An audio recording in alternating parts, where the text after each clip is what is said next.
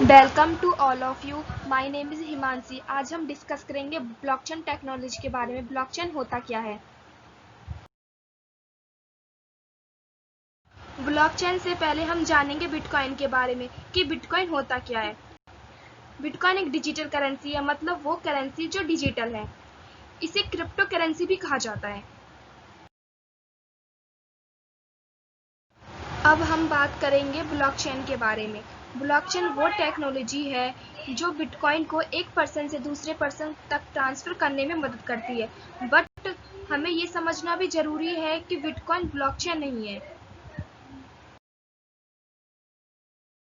इससे पहले money transfer, मान लो कि जैक जो यूएस में है, वो इंडिया के विकास को कुछ मनी ट्रांसफ़र करना चाहता है, तो उन दोनों के बीच कोई थर्ड ट्रस्टेड पार्टी होगी, जिसे आप बैंक भी कह सकते हैं। यूएस में जो जैक है, उसका पैसा सबसे पहले उस थर्ड ट्रस्टेड पार्टी को आएगा, क्योंकि वो थर्ड ट्रस्टेड पार्टी है और वो इंडिया के विकास के अकाउंट को आइडेंटिफाई करेगा और उन दोनों के पैसे ट्रांसफ़र कर देगा और बदले में कुछ ट्रांजेक्शन फीस भी काट लेगा। इसे पूरा होने में कम से कम 3 दिन लग जाते हैं।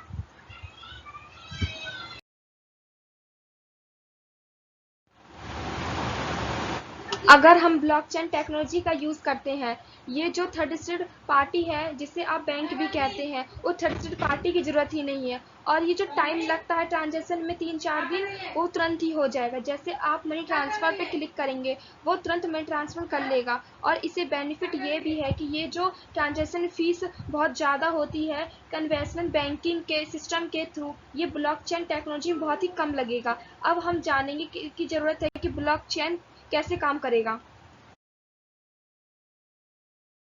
पहला कॉन्सेप्ट जो आपको समझना होगा वो है ओपन लेजर। लेजर का मतलब तो आपको पता ही होगा, यह एक रजिस्टर है जहां हमें चीज़ों का लेखा जोखा रखते हैं। बैंक अगर ट्रांजैक्शन करती है, हर एक ट्रांजैक्शन का लेखा जोखा लेजर में स्टोर करके रखती है। वो वैसे ही ये एक लेजर है और बैंक ब्लॉकचेन में यह एक ओपन लेजर है जो पब्लिक है, यानी जो भी इस ब्लॉकचेन में है वो इस लेजर को देख सकता है।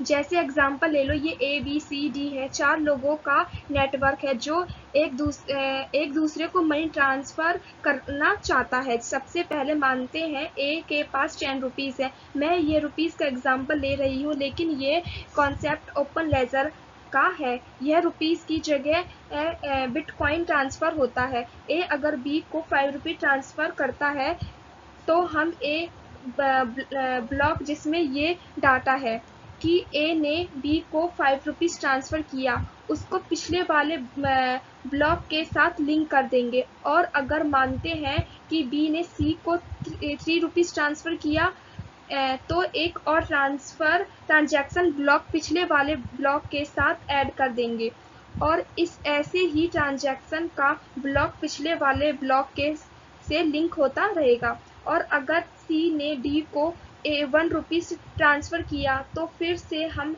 ट्रांजैक्शन ब्लॉक को पिछले वाले ब्लॉक के लिंक कर देंगे। ब्लॉक चेन को कॉन्सेप्ट, क्योंकि यह हर ट्रांजैक्शन चेन है, ट्रांजैक्शन का ब्लॉक पिछले ट्रांजैक्शन ब्लॉक से जुड़ता रहेगा, इसलिए इसे ब्लॉकचेन कहते हैं। इस ब्लॉकचेन नेटवर्क में जो भी इन्वॉल्व होता है, जैसे यहाँ ABCD चारों इन्वॉल्व हैं, यहाँ ओपन लेजर को देख सकते हैं क्यों किसी के पास कितना पैसा है, किसको कितना सेंड किया है, टोटल में जाकर देख सकते हैं। यानी यह एक ओपन लेजर है जो कि पब्लिक है। नोट्स होते हैं, सारे नोट्स के पास ब्लॉकचेन का कॉपी होता है। इनमें से कोई स्पेशल नोट्स होता है जिनके पास ब्लॉकचेन का एक कॉपी होता है। साथ साथ ये स्पेशल नोट्स मनी ट्रांसफ़र में भी मदद करती है, यानी ट्रांजैक्शन में मदद करती है। फॉर एग्जांपल, बी डी को 5 रुपये ट्रांसफ़र करना चाहता है, तो ये बी क्या करेगा, ये पब्लिकेट करेगा कि वो डी को 5 रुपये ट्रांसफ़र करना चाहता है। ये बी ने डी को 5 रुपये ट्रांसफ़र करने के लिए उसको ब्रॉडकास्ट किया था। इस चीज़ को हर कोई देख सकता चाहता है कि बी डी को 5 रुपये ट्रांसफ़र करना चाहता है। अभी तक ये ट्रांजैक्शन लेज़र में ऐड नहीं हुई है और इस वक्त इसी टाइम पर इसी टाइम जिसे हम स्पेशल नोट्स कहते हैं उसका रोल आता है। फॉर एग्जांपल के तौर पर ए एंड सी को माइनर मान लिया जाता है। ये दोनों माइनर कंप्लीट करेंगे एक दूसरे से कि कौन सबसे पहले ट्रांजैक्शन में वैलिडेट करेगा और लेज़र में ऐड करेगा, और जो माइनर सबसे पहले वैलिडेट करेगा और लेज़र में ऐड करेगा जैसे ब्लॉक, उसे थोड़ा सा रिवॉर्ड मिल जाएगा, यानी कि बिटकॉइन मिल जाएगा। अब हम ये पैसा ट्रांसफ़र की बात कर रहे हैं। माइनर जो दो चीज़ करता है, सबसे पहले ट्रांजैक्शन को वैलिडेट करता है, यानी चेक करता है कि सेंडर के पास सफिशिएंट बैलेंस है कि नहीं सफिशिएंट को भेजने के लिए, क्योंकि यह पब्लिक लेजर है।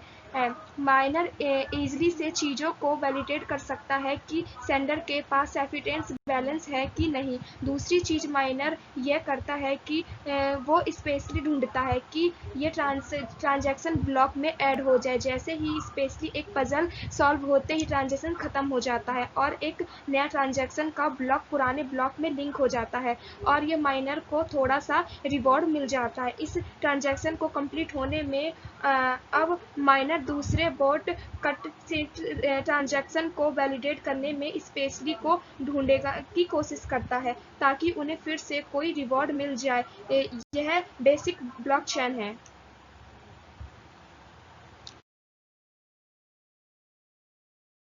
Thank you for watching my video.